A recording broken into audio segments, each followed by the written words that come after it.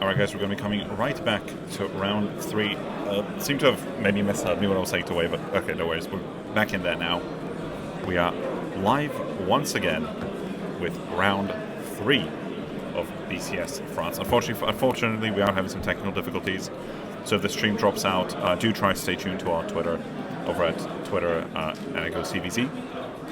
Until then, we're going to try and work that triple trigger there is rough, but in the meantime we're going to try and bring it to you. Hopefully it stays stable. If not, look forward to the VODs. The recording should hopefully still be fine on those.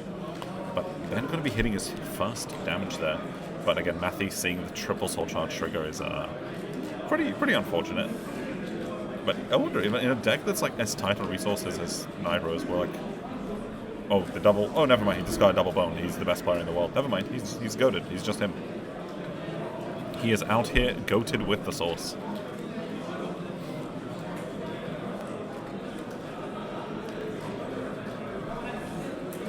Yeah, okay, so the stream's just going to be dying by the looks of it, so we're just going to try and do our best, but...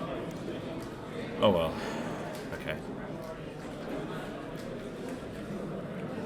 You're going to be seeing here prison. Again, seeing a lot of prisons today. I think with things like hostage packages starting to be a bit more common, things like prison that are able to interact with it are becoming a lot more valuable. And on top of that, just the big numbers are just not really things that, D-decks are really equipped to handle. Ooh, that's going to be a defensive... no defense, that's a Citron coming out. A Citrus, sorry, not too much, sorry, Highlander Brain. Yeah, going to take the damage there, and again, that's a Purelight. That's the thing, oftentimes, like, these Purelight players are only running, somewhere in the region of, like, 3 to 4 Purelights. But some are opting for the 3, so it's kind of one of instances. So damage checking 1 is really, really starting to add up here for them.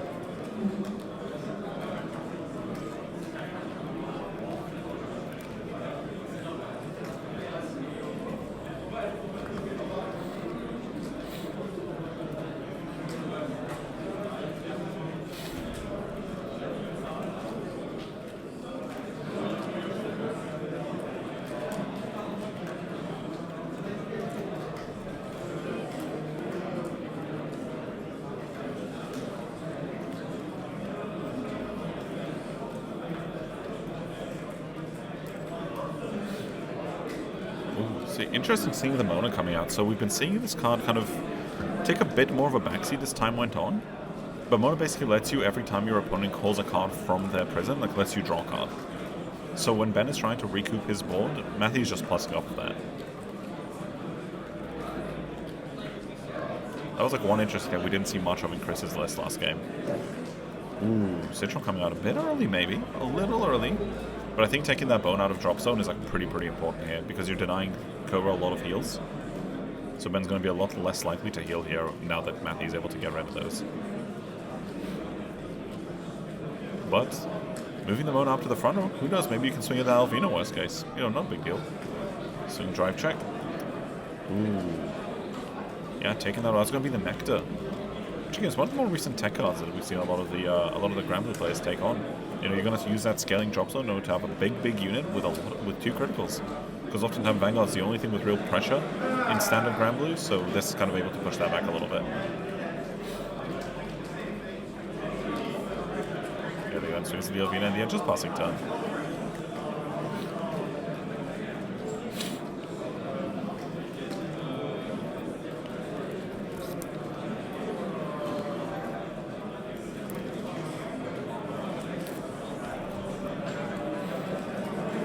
That Chair Rose SP, the mark of a true Granblue main. Going for the top 7. Reveal 2 normal units, 1 to hand, 1 to drop. Negrabone to drop, and what looks like maybe Alvina to hand. There we go, that's the Alvina coming to hand. Perfect. Very, very happy to see this if you're Ben.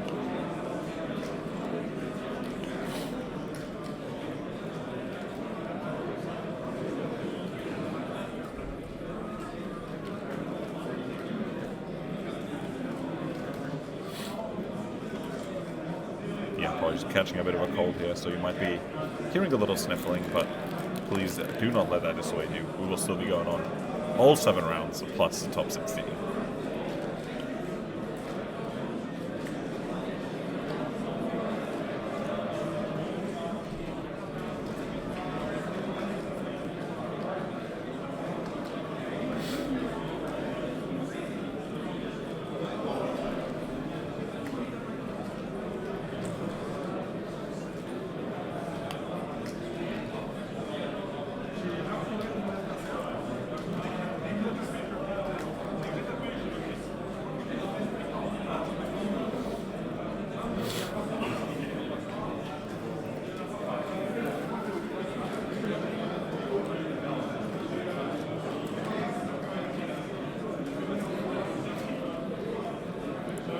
I think it's interesting seeing kind of Grablu in a state where, like, it's going blind first, doesn't really care, always rides up, never needs a grade 2 game here. Because, I mean, there's really nothing to be gained from it against Prism, or really in general at the moment in the standard format. But yeah, there you go, reviving Navoni. You're going to be going for a big advancement. He's trying to play conservative here, no reason to commit all that hand. He knows that Matthew later on in the game is going to be ripping a lot of it. So Ben's just here trying to preserve, trying to conserve, and seeing where he can go with it. First check PG, second check crit trigger, loving to see it. Matthew's checking 1 damage, 2 damage, no defensive, that is rough. Swinging for what, 33, I believe? 33-2 crit. And Matthew has to guard it, can't, ooh, that hand is a lot of 5Ks, but we do see it. Seeing a PG this early is painful, but allowing us to discard the 5K does mean we get to live another day. Ben is going to kill the Negrabone, draw a card, and pass over the turn to Matthew.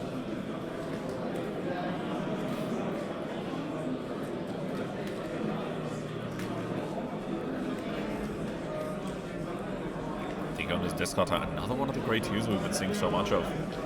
Yeah, Purelight coming out, Ben making sure the board is clear so that Matthew almost certainly doesn't hit the 3 requirement he needs for that triple drive that can put him back in the game.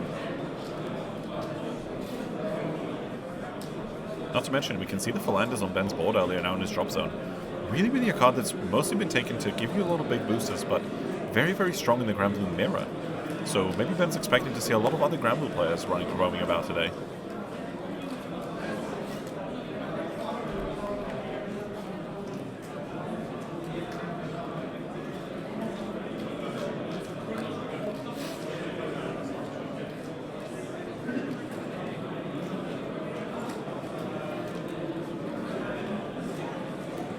Citron's asking for that card from drop, and yeah, seeing the 2 crits there just makes us feel a bit more confident that, you know, not taking that last swing was correct.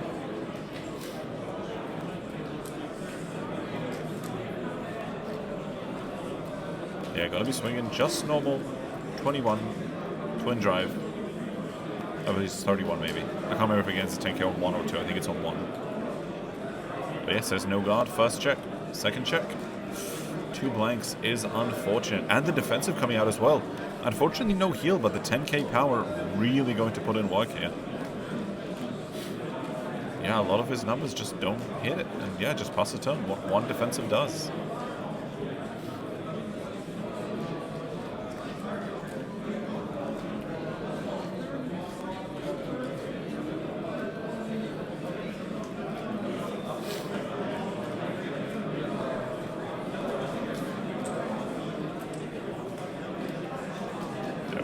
Striding Obadiah. Thinking on Obadiah effect? Oh no, stride effect maybe? Will he use the stride skill? Probably not here, I'd imagine.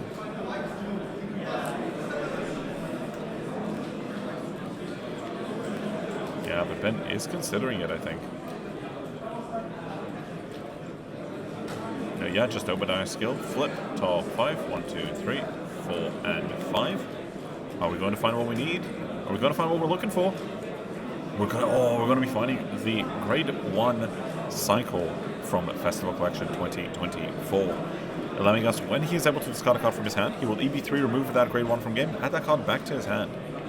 So his striding going forward is going to become a whole lot easier.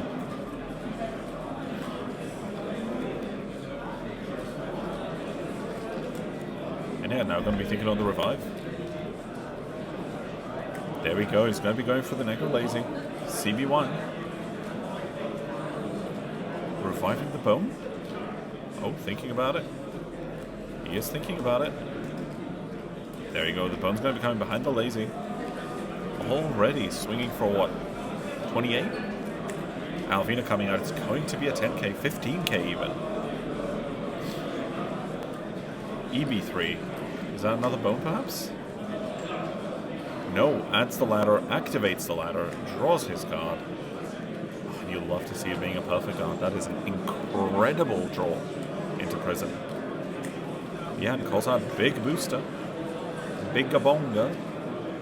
We're looking at what? 15, 18, 33 on just the Alvina column?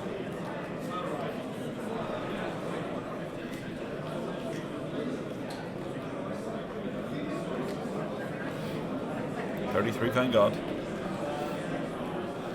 Surely Matthew can do something about this, right? Can he?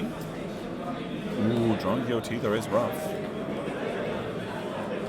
But, yeah, he's thinking about it. But, can he really? He can't really afford to no guard on 4.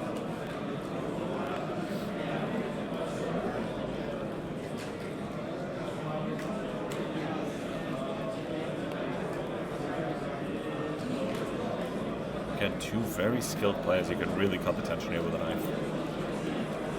He's giving you the numbers. See the Elementary coming down. Of course, a risky play because that means no Rose later, but a critical trigger coming out, sending that Alvina to 43 even. 2 crit. Second check. Third check. Another critical trigger. Both columns now swinging for lethal. 38 and 43, I believe. There you go. 33, 2 crit. We know Matthew has it, but it's going to take a lot out of his hand.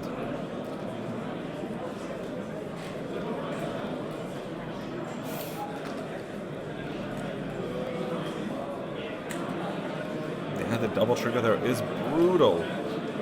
And the 43 swinging. 2 crit. Yeah, it's going to show him the OT, but just that takes such a load off Ben's shoulders. And under ladder, even Matthew's like right here only generates 4 prison. That's really not enough to swing the game back. You know, that's the thing with Grand Blue. Once it stabilizes, it becomes a very difficult deck to sort of throw off its tie because it starts going full tilt, and it's very difficult to stop at that point.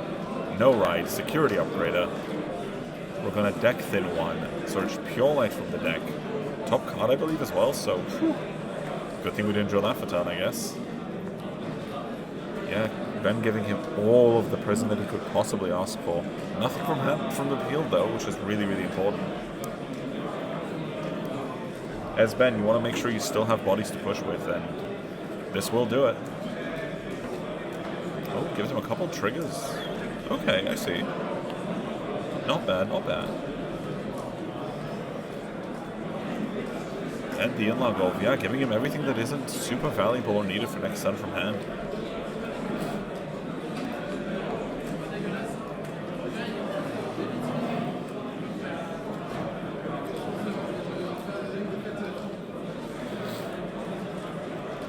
One, two, three, four, 5.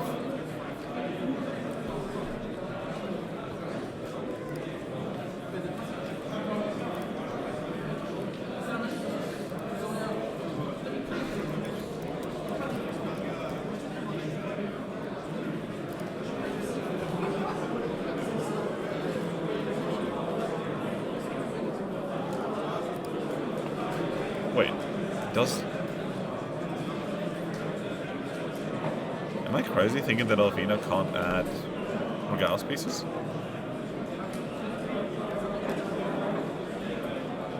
Because I thought he added ladder for some reason. I misunderstood what added that. It could have just been me misreading it.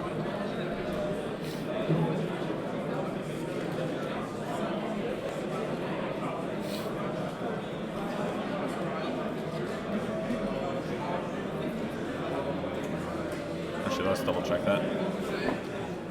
One moment.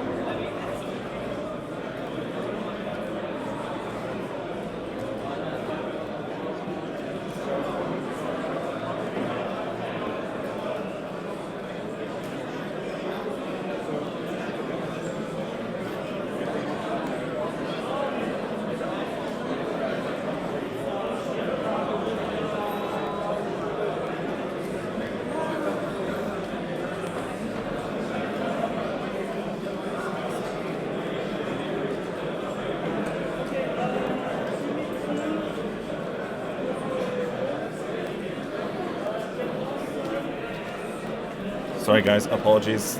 Accidentally had to judge call my own friend there. Unfortunately, that is a reversible. I just caught that. It's unfortunately going to be a game loss for Cobra, but he is 2-1 still, so he's still got a lot in him. He's got the whole day to go, and what we're going to probably do is we're going to take a little break, and we'll be right back with round 4. Stay tuned, guys. We'll see you very, very shortly. Take care, guys.